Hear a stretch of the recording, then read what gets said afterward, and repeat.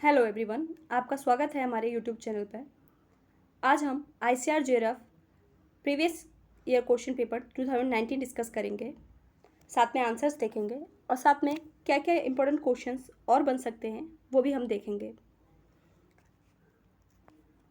ये जो question paper है ये 2019 का है। उस टाइम 160 क्वेश्चंस आते थे, 4 मार्क्स के, 640 मार्क्स का होता था। ड्यूरेशन 150 मार्क्स, ड्यूरेशन जो था 150 मिनट्स का होता था। अब हम विदाउट डिले क्वेश्चन पेपर को स्टार्ट करते हैं। क्वेश्चन पेपर का फर्स्ट क्वेश्चन है, which one of the following is a विस्ट्रल bone in pigs. Species है पिग्स। आपको मालूम है डिफरेंट स्पीसीज में डिफरेंट विस्ट्रल बोन्स होती हैं। जो इसमें दे रखा है, सबसे फर्स्ट ऑप्शन है ऑस्पेनिस। ऑस्पेनिस जो होता है वो आपको मालूम है डॉग्स में होता है। ऑस्कॉडिस जो होता है वो बफेलोज में होता है। ऑस ऑप्टिकस फाउल या बर्ड्स में होता है। और एक और बोन है ऑस फर्निंग, वो कैमल्स में होता है। आपको ये सारी विशरल बोन्स याद होनी चाहिए। इसका जो करेक्ट आंसर है वो ऑस रोस्ट्रल है, जो पिग्स के स्नाउट में प्रेजेंट होता है। बहुत इजी क्वेश्चन है, बट आपको सारी नॉलेज होनी चाहिए कौन कौन सी विशरल बोन किस में प्रेजेंट होती है। अब बेसिक क्वेश्चन है ये। हम सेकंड क्वेश्चन को देखते हैं। सेकंड क्वेश्चन में पूछा है, total number of bones in the four limb of horse. ये भी एक बहुत ही इजी क्वेश्चन है, बट आपको जब नंबर याद है तभी आपको इजी ही लगेगा। किस स्पीसीज में कितना नंबर ऑफ बोन्स प्रेजेंट होती है। इसमें पूछा है बेसिकली फोर लिम्ब में कितनी बोन्स है। आपको मालूम है कि जो हॉर्स है उसके फोर लिम्ब और हाइंड लिम्ब में दोनों में जो बोन्स का नंबर है वो बराबर होता है, इक्वल होता है। एंड ये नंबर होता है 40, means equal number of bones होती है hand limb and four limb में, दैट इज़ 40। ऑक्स में ये जो सेकंड ऑप्शन दैट इज़ 48, वो एक ऑक्स में होता है। एंड अगर हम बात करें डॉग और पिग की तो वो 80 होता है। तो इसका करेक्ट आंसर है 40। हमने दोबारा से एक बार देखते हैं। जो हमारा ऑक्स में जो नंबर है दैट इज 48। अगर बात करें पिग और डॉग की, दैट इज नंबर इज 80। आपको ये याद होना चाहिए किस इसमें कितना नंबर है। नेक्स्ट क्वेश्चन देखते हैं। नेक्स्ट क्वेश्चन है, लॉन्गेस्ट क्रेनियल नर्व इज। इनमें से आपको बहुत ही बेसिक क्वेश्चन है, इसमें से कौन सा नर्व जो है लॉन्गेस्ट है।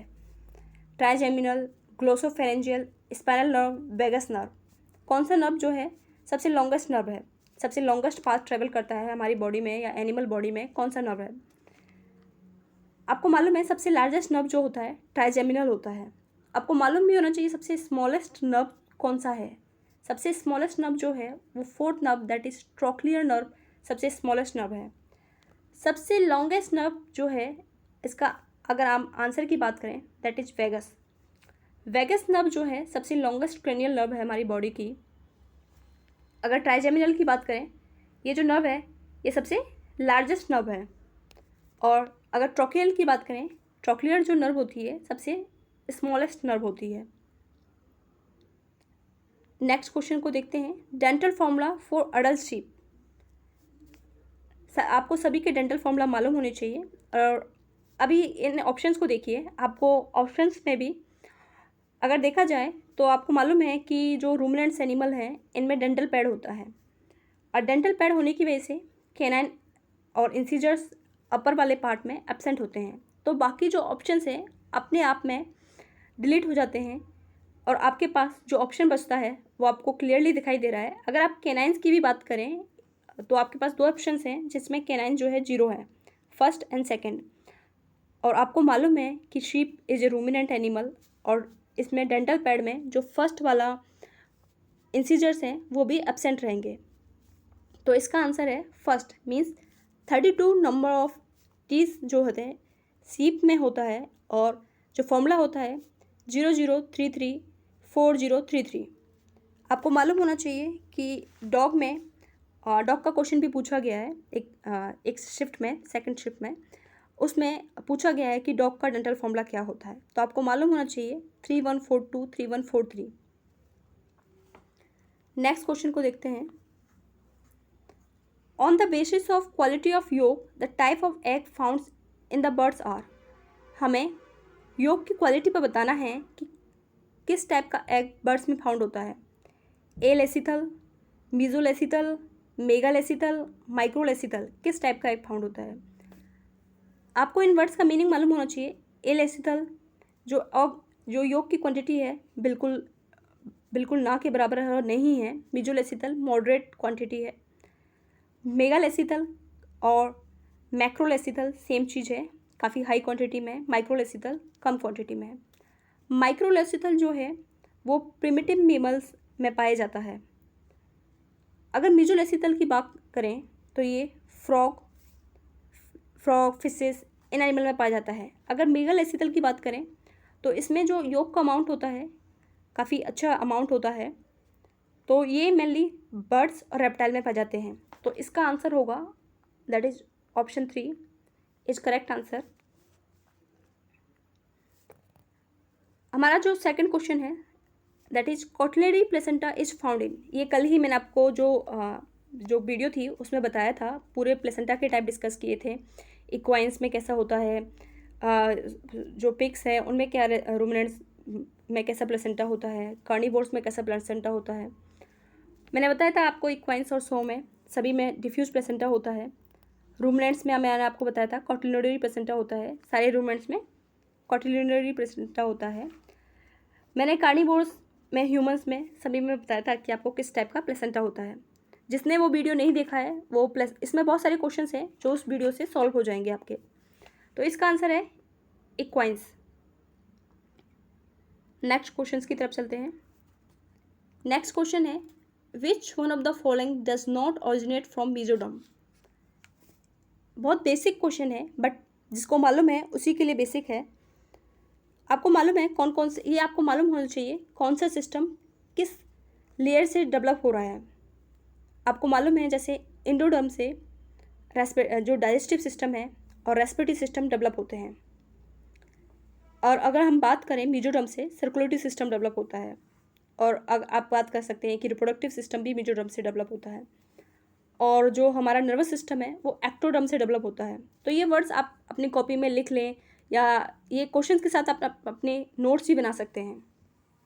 तो इस क्वेश्चन का आंसर जो है ये पूछा है which of the following does not originate from Mizoram.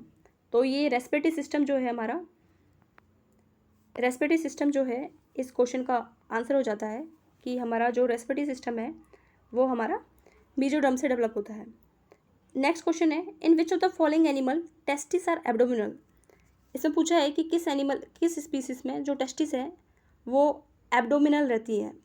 आपको मालूम है बाकी सभी स्पीसीज में जो टेस्टिस है वो इंग्वानल रीजन में रहता है। तो आपको बताना है शीप, रैबिट, कंगारू, एलिफेंट किस में से टेस्टिस एब्डोमिनल है। ये भी सभी को बेसिकली मालूम ही है कि इसका आंसर एलिफेंट है। एलिफेंट में जो टेस्टिस है वो एब्डोमिनल रहता है। नेक्स्ट क्वेश्चन देखते हैं। Again a basic question supratrochlear foramen is present in the humerus of. आपको बताना है किसकी ह्यूमरस में सुप्राट्रोक्लियर फॉर्मना होता है। ये फोरामेन किस में होता है। अभी आपको मालूम है कि ह्यूमरस हमने देखा था कि किस किस के ह्यूमरस में कौन कौन सा फोरामेन होता है। जो सुप्राट्रोक्लियर फोरामेन है ये डॉग में होता है। जो ट्रोक्लिया होती हैं जस्ट उसके एवं सुप्राट्रोक्लियर फोरामेन होता है। तो इसका correct answer that is dog.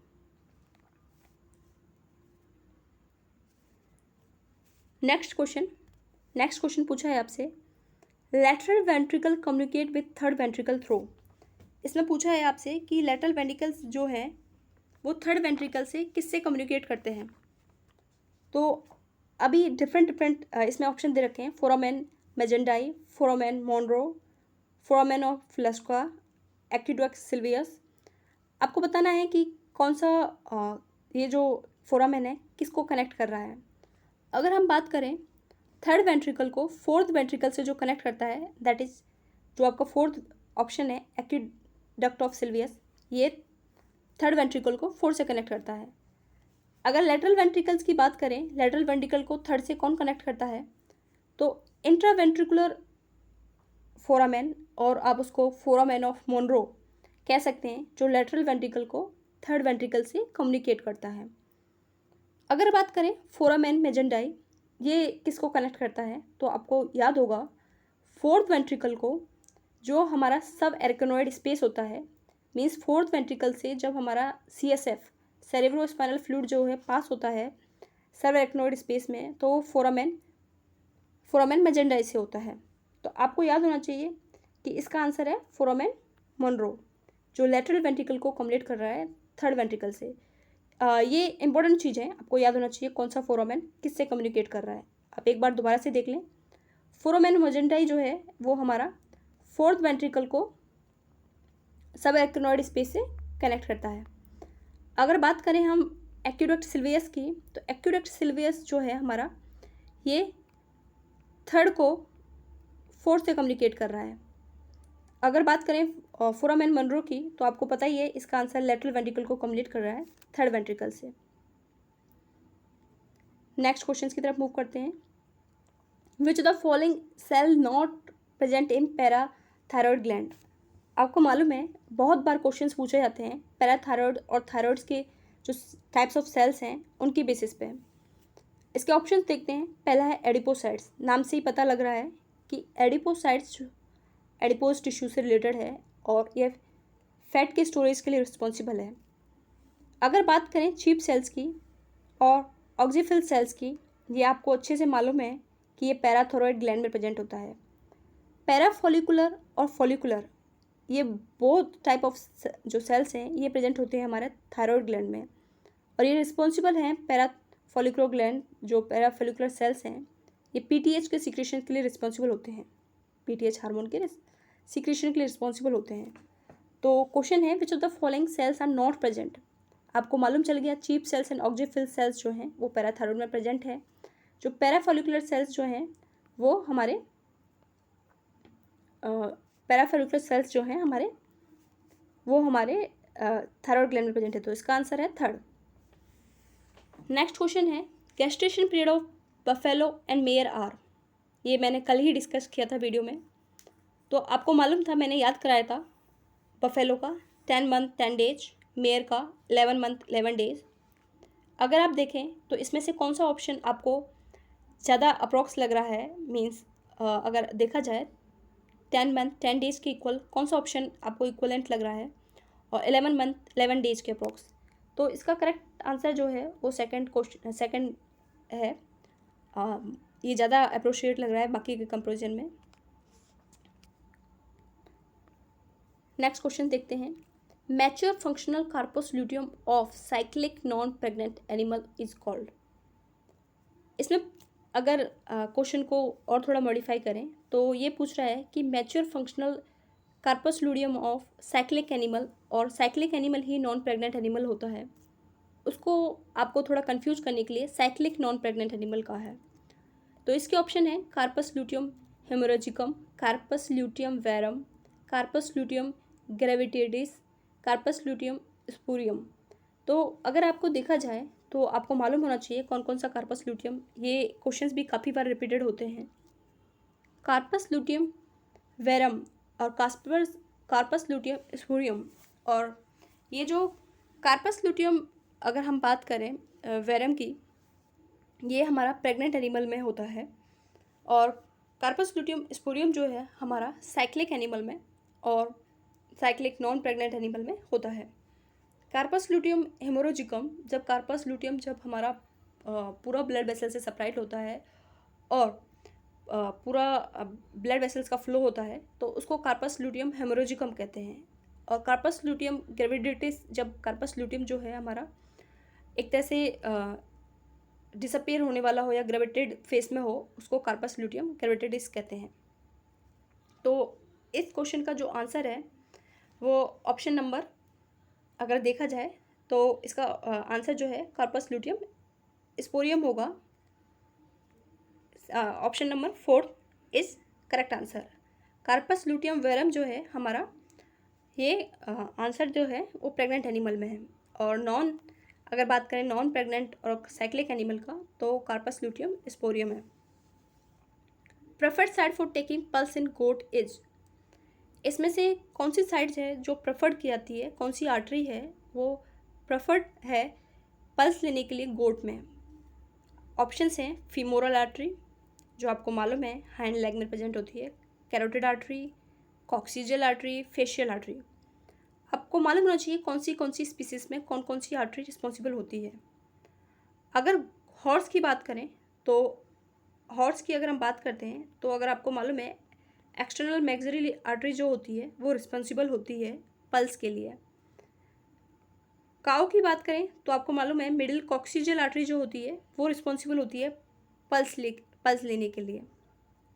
Carotid artery और मेनली हमारी यूज़ होती है along with femoral artery dogs में। अगर बात करें हम गोट की, इसका क्वेश्चन जो है इसका आंसर क्या होगा? इसका आंसर होगा फीमोरल आर्टरी। जो गोट में जो मेनली साइड जो है हैंड लिम्ब में फीमोरल आर्टरी में देखा जाता है कि कितना पल्स रेट है गोट्स में। नेक्स्ट क्वेश्चन की तरफ बढ़ते हैं। Bull knows following injury from fitting nose ring in the pigs is caused bye. ये क्वेश्चन बहुत इजी है और जिसने मेनली पिग मैनेजमेंट पढ़ा होगा, पिग्स में जब बुल नोज डालते हैं उनको रेस्ट्रिक्ट करने के लिए, उनका मुंह मीन्स एक्टिविटीज़ को रेस्ट्रिक्ट करने के लिए, तो जब फिटिंग करते हैं तब उनमें इन्फेक्शन हो जाता है। किस बैक्टीरियम के इन्फेक्शन से ये जो बुल नोज डिसीज़ है ये होता है? तो ये बहुत सारे लोगों को मालूम होगा कि फ्यूजोबैक्टीरियम नेक्रोफोरम जो है, फ्यूजोबैक्टीरियम नेक्रोफोरम जो है हमारा रिस्पॉन्सिबल है हमारा बुल नोज के लिए। नेक्स्ट देखते हैं, ये पूछ रहा है herpes virus of turkey is use as a vaccine to protect against which of the following disease? HVT या हर्पीस वायरस ऑफ टर्की ये हमारा किसके लिए यूज़ होता है as a vaccine to protect the infection? तो आपको मालूम है कि जो मैरेक्स डिसीज़ है उसके वैक्सीनेशन के लिए herpes virus of Turkey use होता है। और मैरेक्स डिसीज़ का ये क्वेश्चन भी पूछा जाता है कि मैरेक्स डिसीज़ का वैक्सीनेशन कब होता है, तो ये क्वेश्चन बार बार पूछा गया है। तो अगर आप कहा जाए कि 1 डे ओल्ड या 0 डे ओल्ड जो चिक्स हैं, ये बार बार पूछा जाता है, 1 डे ओल्ड जो चिक्स हैं उनमें मैरेक्स डिसीज़ का वैक्सीनेशन होता है। और HVT herpes virus of Turkey जो है ये हमारा यूज़ होता है वैक्सीनेशन के लिए। अगर माना जाता है कि अगर चिक्स का वैक्सीनेशन नहीं होता है तो उनकी डेथ जो है विदिन 10 डेज हो जाती है, या ये किसी बुक में लिखा हुआ है। तो इसका जो करेक्ट आंसर है that is option number 3, Marek's disease. Next question की तरफ बढ़ते हैं। Cyanosis in congenital heart disease is caused by. Congenital heart 2 type का होता है, मीन्स आपने पढ़ा होगा right heart failure, left heart failure.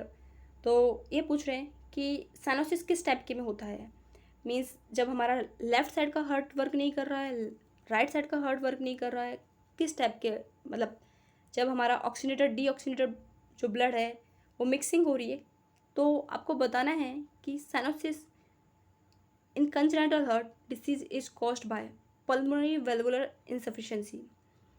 जो पल्मोनरी हमारी वेन है उसके वॉल में डिफिशिएंसी हो गई है, या पल्मोनरी आर्टरी के जो वॉल्स हैं उसमें इनसफिशिएंसी है। जो राइट और जो हमारा लेफ्ट आर्टरियम है उसमें शंट हो गया, मीन्स मिक्सिंग ऑफ ब्लड हो रहा है कहीं ना कहीं। और जो हमारा अयोटा होता है, आयोटिक स्टेनोसिस हो गई है, मीन्स स्टेनोसिस मतलब होता है नैरोइंग, कहीं ना कहीं जो अयोटा है उसकी स्टेनोसिस हो गई है। लेफ़्ट टू राइट सेंट हो गया है, जो लेफ़्ट साइड है वो राइट साइड जाके ब्लड की मिक्सिंग हो रही है, that is left to right shunt. तो साइनोसिस जब होती है जब हमारी बॉडी में डीऑक्सीनेटेड ब्लड या ऑक्सीजन लैकिंग ब्लड जो है पहुंचता है, मीन्स कहीं ना कहीं ब्लड में ऑक्सीजन की कमी है। इसे ब्लू बेबी सिंड्रोम भी कहा जाता है, ब्लू बेबी हो जाता है इसकी वजह से, शंटिंग की वजह से। तो इसमें मेनली क्या होता है, जो डीऑक्सीनेटेड ब्लड है वो ऑक्सीनेटेड ब्लड से मिलता है और पूरी बॉडी में डीऑक्सीनेटेड ब्लड जो है फ्लो करता है। तो इसका जो आंसर है वो मेनली सेकंड ऑप्शन जो है दैट इज़ करेक्ट आंसर। जब हमारा राइट टू लेफ़्ट शंटिंग होती है, तो उसकी वजह से साइनोसिस हो जाती है। नेक्स्ट देखते हैं, which of the following tumour is known as rodent ulcer. इसमें से कौन सा ट्यूमर है जिसको रोडेंट अल्सर कहते हैं। आपको मालूम है ये क्वेश्चन बहुत बेसिक है, रोडेंट अल्सर का क्या क्या नाम होते हैं और क्या नाम होते हैं। तो रोडेंट अल्सर को बेसल सेल कार्सिनोमा भी कहते हैं। तो ये डायरेक्टली आपको मालूम चल रहा है कि जैसे ट्रांसमिशनल वेनरल ट्यूमर है, स्ट्यूकर ट्यूमर है, इन सब के डिफरेंट डिफरेंट नाम हैं। तो ऐसे ही रोडेंट अल्सर को वेसल सेल कार्सिनोमा कहते हैं। Option second is correct answer.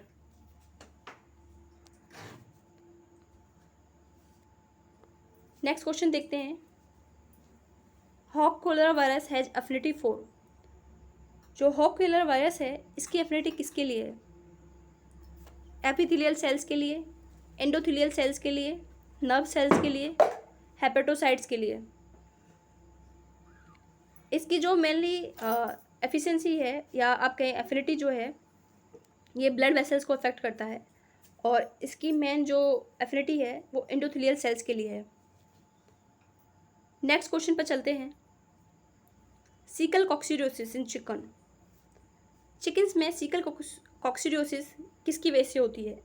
आइमेरिया टेनेला, आइमेरिया नेकाट्रिक्स, आइमेरिया maximum, आइमेरिया ब्रूनेटाई। इसमें से कौन सी स्पीसीज है जो सीकल कॉक्सीडियोसिस करती है। बहुत सारी स्पीसीज जो हैं वो रिस्पॉन्सिबल हैं डिफरेंट डिफरेंट टाइप की कॉक्सीडियोसिस के लिए, रेक्टल कॉक्सीडियोसिस के लिए, इंटेस्टाइनल कॉक्सीडियोसिस के लिए।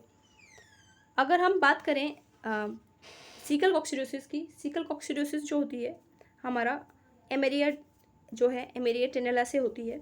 एमेरिया नेकाट्रिक्स, एमेरिया मैक्सिमा ब्रूनेटाई, ये तीनों की तीनों जो हैं अगर बात करें ये रिस्पॉन्सिबल होती हैं हमारा इंटेस्टाइनल कॉक्सीडियोसिस के लिए। ब्रूनेटाई जो है हमारा रेक्टल कॉक्सीडियोसिस के लिए रिस्पॉन्सिबल है, ये आप लर्न कर सकते हैं। तो इसका जो ऑप्शन है that is option number first is correct answer. Option first is correct answer.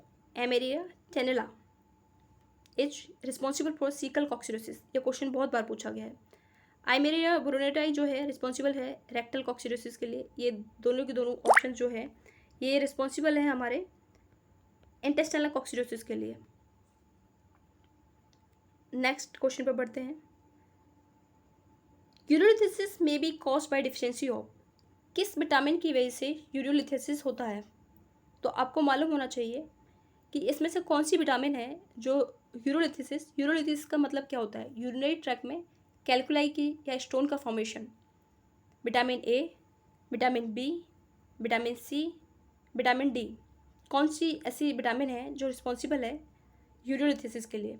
आपको मालूम है जो विटामिन ए है ये जितने भी हमारे रेस्पिरेटरी ट्रैक्ट, यूरिनरी ट्रैक्ट, इन सब की लाइनिंग को विटामिन ए मेंटेन करता है। Means vitamin A is required इनकी लाइनिंग को मेंटेनेंस के लिए।